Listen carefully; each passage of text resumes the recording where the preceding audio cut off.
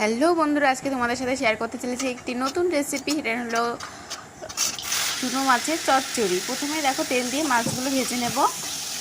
মাছগুলো ভাজা হয়ে গেছে, এবার তুলে নিয়েছি। এবার তেলের মধ্যে জিরে এবং পাঁচফোড়ন ফোড়ন দিয়ে নেব।